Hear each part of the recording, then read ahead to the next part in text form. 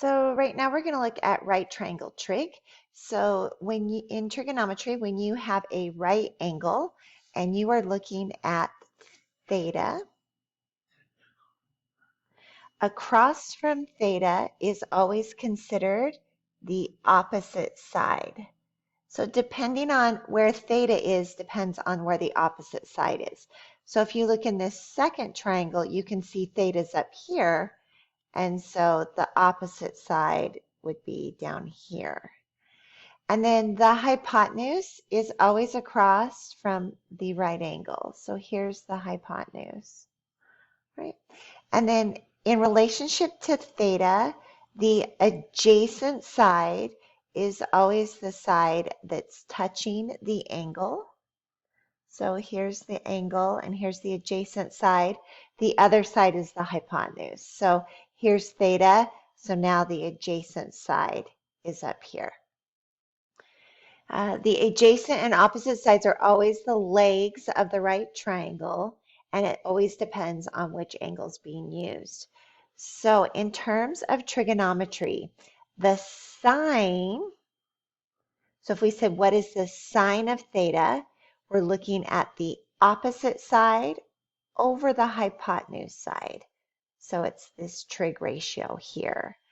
The cosine of theta is going to be the adjacent side over the hypotenuse, and the tangent of theta is going to be the opposite side over the adjacent side. The technique to remember that is SOHCAHTOA. In SOHCAHTOA, so the S stands for the sine and OH is opposite over hypotenuse. Ka, the C stands for cosine and it's adjacent over hypotenuse. And then TOA is T stands for tangent, which is opposite over adjacent. Now the cosecant, secant, and cotangent go with the sine, the cosine, and the tangent. They're all just the reciprocals. So I always refer to these as sine loves cosecant, cosine loves secant, tangent loves cotangent, to remember that these go together and they're just reciprocal functions. This question, which trig ratios in a triangle must always be less than 1 and why? It has to do with the hypotenuse being the largest side. So think about that. Let's look at the 6 trig ratios for angle A. So angle A is right here. And so across from angle A is going to be considered the opposite side. Across from the right angle is the hypotenuse side, which is the longest side. And then touching angle A is the other side, which is the adjacent side. So keeping in mind SOHCAHTOA, we're going to answer the 6 trig ratios for angle A. So how you find the sine of A is you do opposite over hypotenuse, 6 over 10. And then reducing that fraction, 2 goes into 6, 3, and 2 goes into 10, 5. Now, something you can do is you see this is a 6, 8, 10 triangle. You could reduce these by dividing every side by 2. So 2 goes 3, and 2 goes 4, and 2 goes 5. And if you do that, then you would not have to reduce the fraction. Cosine. The cosine of angle A is ca, which is adjacent over hypotenuse, so 4 over 5, or you could do 8 over 10 and reduce it.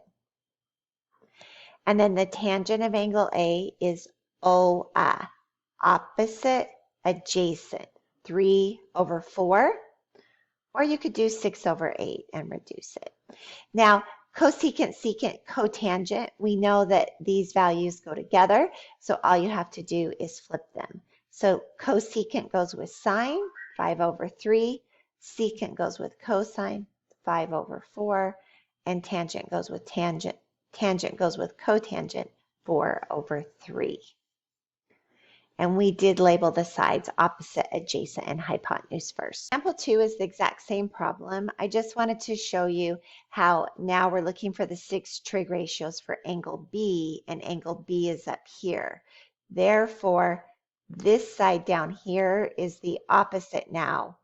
Over here is the adjacent, and across from the right angle is still the hypotenuse. I'm going to go ahead and change the 6, 8, 10 to a 3, 4, 5. And now I'm ready to find the 6 trig ratios. The sine of angle B is going to be 4 over 5. The cosine of angle B, so ca is adjacent over hypotenuse, 3 over 5. And the tangent of angle B is toa, o-a, opposite, adjacent, which is 4 over 3. And now you can see that we are changing these by just flipping them. And I have the cosecant, secant, and cotangent. So these are the specials that are found in the unit circle, and I would definitely recommend that you memorize these. If you memorize the specials in the first quadrant, then you're going to be able to do the entire unit circle. So let's quickly go over these, and then I would repeat these, memorize them, put it on your mirror in your bathroom, and just keep going over these all week. The sine of 0 is 0. The cosine of 0 is 1, and the tangent of 0 is 0 over 1, which is 0. The sine of pi over 6 is 1/2. The cosine of pi over 6 is root 3 over 2. And then the tangent of pi over 6, the 2 and the 2's are going to cancel. You get 1 over root 3, which is root 3 over 3 when you simplify or rationalize the denominator. The sine of pi over 4 is root 2 over 2. The cosine of pi over 4 is root 2 over 2. And when you put those over each other in a fraction, you get 1. The sine of pi over 3 is root 3 over 2. The cosine of pi over 3 is 1/2. And the tangent, when the 2's cancel, you get just root 3. The sine of pi over 2 is 1, the cosine of pi over 2 is 0, and the tangent of pi over 2 is undefined. So now we're going to explore what an identity is. An identity is a statement that's true for all values for which both sides are defined. So in algebra, the left side of this is 3 parentheses x plus 8 minus 11. We know that that is equal to 3x plus 13. And so these two sides are identities. So let's consider a right triangle. If I am looking at phi, here's phi, and I find the sine of phi, that would be so, which is opposite over hypotenuse. So this is going to be B over C. Now, what I want you to notice is that the cosine of angle theta, ca, is also adjacent over hypotenuse, which ends up the same, B over C. So you note that angle phi and angle theta are complementary angles. They're two angles that add up to 90 degrees, and you can see that their trig functions are the same. So let's try it again. Let's go with the cosine of phi. So the cosine of phi is A over C, and the sine of theta is opposite over hypotenuse, which is also A over C. And now let's do tangent. The tangent of phi is TOA, O, opposite over adjacent, which is B over A. And the cotangent of theta, remember, if tangent is OA, then you flip it and you get B over A. And then cosecant, secant, these are all just going to be reciprocals. So the cosecant is C over B, and the secant would be C over B. This one that would be C over A and C over A. You can see they're equal, and tangent is A over B and A over B. So this exploration is going to lead us into cofunction identities. So here's a chart of the cofunction identities, and I have it in both degrees and radians. And basically what I'm saying is those complementary angles. So if you take the sine of 90 degrees subtract theta, it is always going to be equal to the cosine of theta. So those are always equal. If I take the cosine of 90 subtract theta, it's going to equal the sine of theta. So let me just show you how this works. If I had the sine, and let's say that this is 10 degrees. Now, this is not special, but you could put it in your calculator and actually get a value. But we know that it would be equal to the cosine of, if you take 90 and subtract theta, which is 10, you get 80 degrees. And so you can see that 10 degrees and 80 degrees adds up to 90 degrees, and those are called cofunction identities. So I usually just kind of remember what goes together. So I know that secants and cosecants are cofunction identities. I know that tangents and cotangents are cofunction identities, and sines and cosines are cofunction identities. So let's come down here to the cotangent tangent, and I'll just give you a quick example. So let's say that I had the cotangent of 70 degrees. Do you know what it would be equal to? That value would be equal to the tangent of 20 degrees because they are cofunction identities. Here are some examples, and I recommend stopping the video, trying them yourself, and then checking to see if you're right. So looking at this, the sine of 10 degrees is equal to the cosine of 80 degrees. The tangent of 33 degrees, give that a try, and the secant of 25 degrees. Try it and then start the video. The next exploration that we're going to consider is an identity that covers odd and even trig functions. So I have two triangles here, and if this is theta, because I'm in the first quadrant, I'll call this y. This is the point moving up, and I'll call this x, and then over here is z. Now z is the hypotenuse, so that's always going to be positive. The opposite of theta is simply the direction of the angle. So for this one was positive theta when I went in that direction, and when I go in this direction, I get negative theta. Now, because this point down here, I went positive right, so x is still positive, but because I moved down to get to that value, I'm going to write that as the opposite of y, and then this is z. So let's go through, and I would recommend just to practice to stop the video and try to fill these all in yourself, and I'll go ahead and do it right now. So the sine of theta is going to be,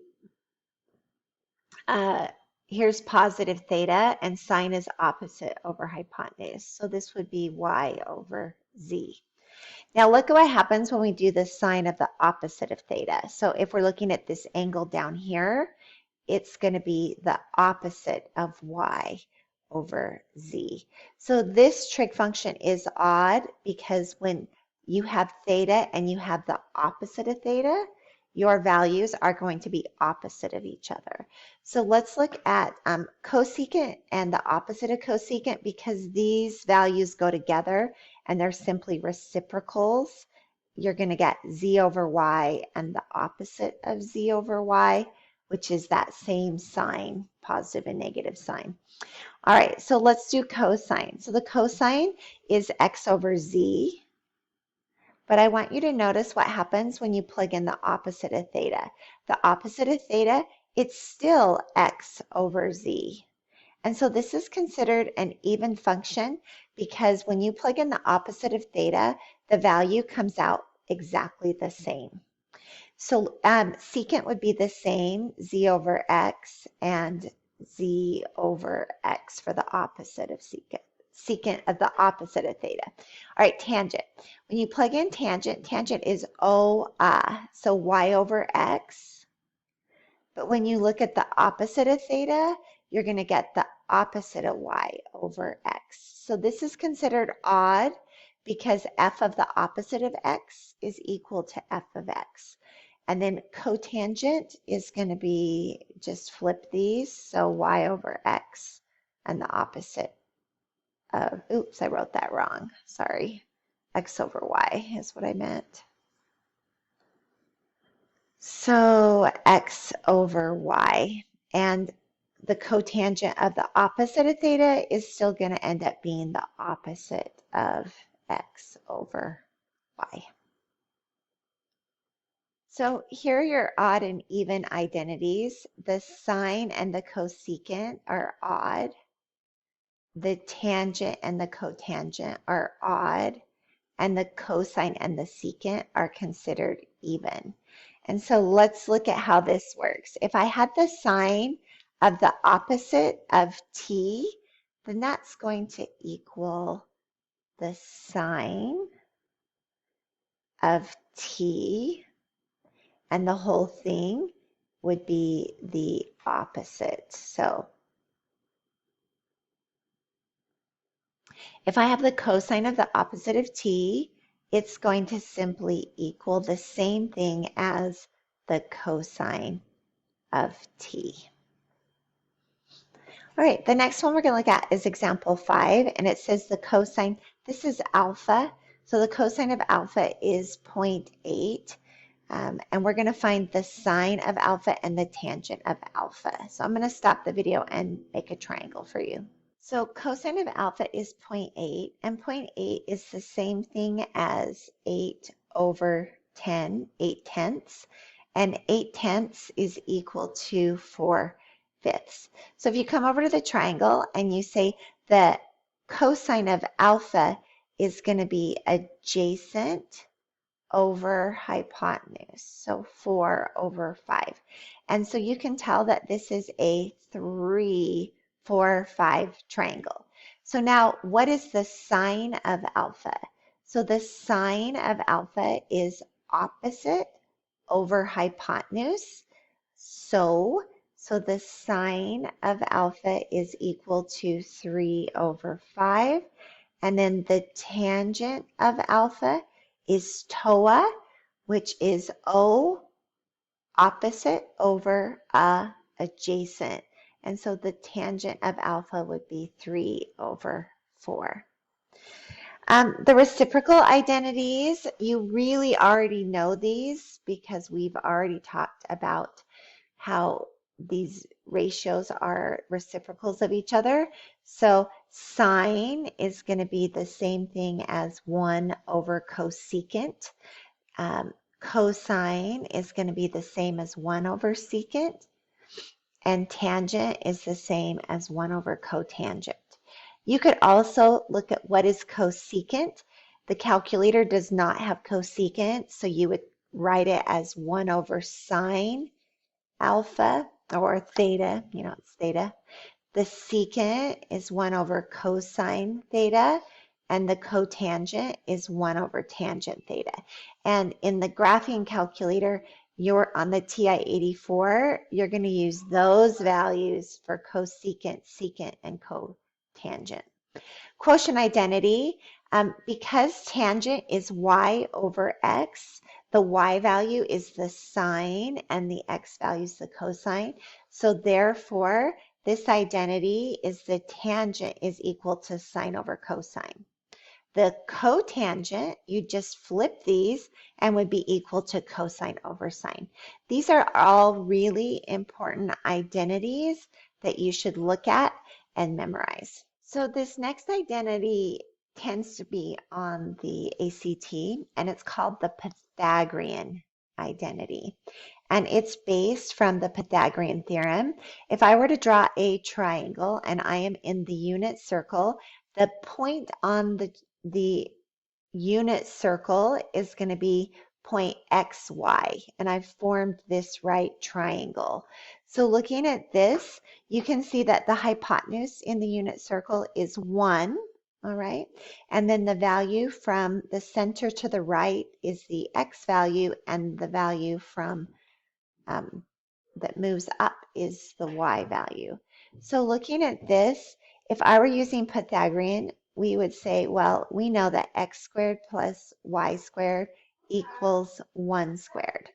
Well, now we're going to just go ahead and replace, if you look at this triangle, we know sine would be so, which is opposite over hypotenuse. So that would be the y over 1. And we know the cosine is adjacent over hypotenuse, which is x over 1. I got to go turn off Roomba. Therefore, when r is 1, we know that x is equal to cosine theta and y is equal to sine theta. So if you have x squared plus y squared equals 1, let's take x and replace it with cosine theta, and let's take y and replace it with sine theta. So down here, this x would be cosine theta, and let's look at this box right here. So when you take sine or cosine theta and you square it, so that you don't have to use parentheses to make it easier to write, we're going to put the square right there and write it as sine squared theta. So these are equal to each other. It's just an easier way to write it.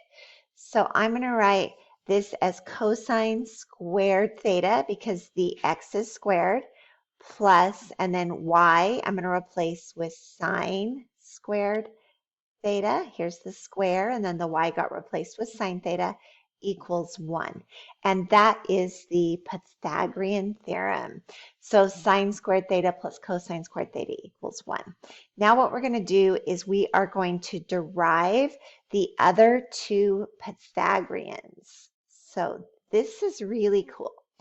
If you have sine squared theta plus cosine squared theta equals 1, and we want, if you take this and divide everything by sine squared theta, it means you're not really changing the value. So I'm going to divide everything by sine squared theta.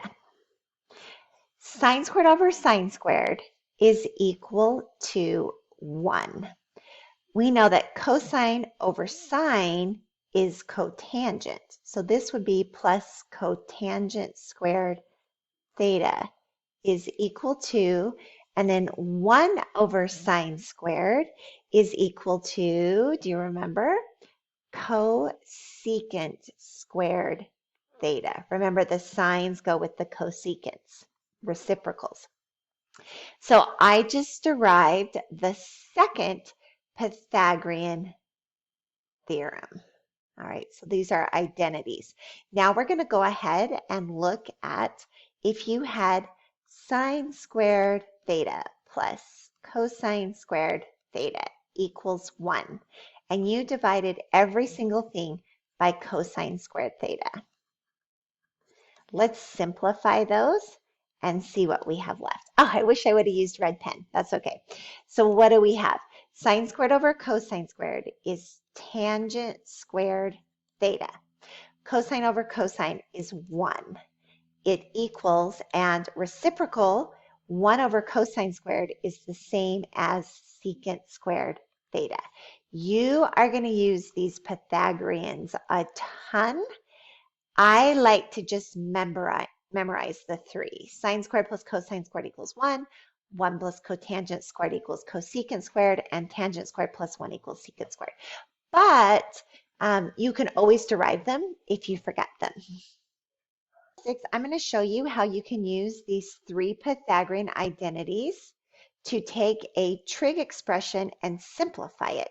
So you're going to look for the identities, and if you can't find anything, you can always try changing everything to sine and cosine. So we are just writing an identity to this, something that is equivalent. And if you notice, when you have the squares, you're going to look towards Pythagorean. So in this parenthesis, I have 1 minus cosine squared theta. Well, 1 minus cosine squared theta, if you have sine squared plus cosine squared equals 1, and you solve for cosine squared theta, you would subtract the sine squared over to the right, and you get 1 minus cosine squared theta. So sine squared is equal to 1 minus cosine squared. That means I can come over here, and where I see a 1 minus cosine squared, I can replace it with sine squared theta. So here is sine squared theta. I replaced this with sine squared theta.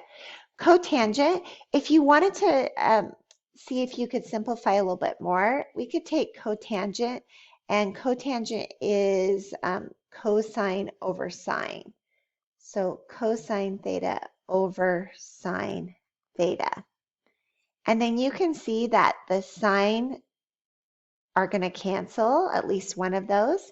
And so my final identity is cosine theta times sine theta. All right, let's look at B. We have tangent theta, and I'm going to change everything to sines and cosines. So tangent theta is sine theta over cosine theta. And then cosecant loves sine. So this would be times 1 over sine theta. And when I multiply those, the sine thetas are going to cancel. That's going to equal 1 over cosine theta. And 1 over cosine, cosine goes with secant. So that equals secant theta. And that is your identity. A lot of times with your identities, you take something that's complicated and you change it to something simple. Example 7 is we are going to take this and we're going to simplify it. So the first thing I want to do is just, if you can multiply, sometimes it's best to multiply. So we're going to do first, outer, inner, last. Cosecant times cosecant is cosecant, remember to put the square here, cosecant squared x. Outside insides will cancel, and then 1 times -1 is -1, and that's going to be over cosine squared x. For the angle, you can use theta, or sometimes we can use x instead of theta when we're actually looking for a value. So cosecant squared x subtract 1 is this Pythagorean right here. And again, you have to rearrange it just a little bit to get these two to match up. So if you take the 1 and you subtract it to the right, then you get cotangent squared by itself is equal to cosecant squared minus 1. So this cosecant squared x minus 1, we're going to replace with cotangent squared x. So this equals cotangent squared x over cosine squared x. Now, cotangent squared x is the same thing as cosine squared x over sine squared x. And we're going to divide that by cosine squared x over 1. See how it's divided by cosine? Now, what if I change the divide to multiply? That's going to give me cosine squared x over sine squared x. Remember, the keep flip change is 1 over cosine squared x. Now, the cosine squared x's are going to cancel. Now I have 1 over sine squared. And is there a way that you can write it so it's not in a fraction? Remember that sine goes with cosecant. So that equals cosecant squared x. And I really like how something that was complicated to start with has this identity of just cosine squared x, and you can see that the two are equal. One thing you can do on your graphing calculator is you can graph this original, and then you can graph cosecant squared x, and you're going to see how the graphs are identical because these are identities. We're out of time, so I'm going to let you go ahead and do example 8 and the U try and the reflection all on your own. I do want you to just note with the story problem that if the man is 6 foot 2 inches, you're going to want to change that into just inches. And so that's 74 inches. And let's see. This should have 2 little lines for inches. So that looks like a typo. And it says that the man looks up at a 37-degree angle. So this is going to be your 37 degrees. Here's your man that is 74 inches because you did 6 times 12 plus 2. He places his heel to toe 53 times, and his shoe is 13 inches. So this would be here 13 times 53. So that should help you get started. The question is, how tall is the building? And so you're going to take this, the height of the man, and then this y value, add it together, and that's going to give you the height of the building. So here is your building right here.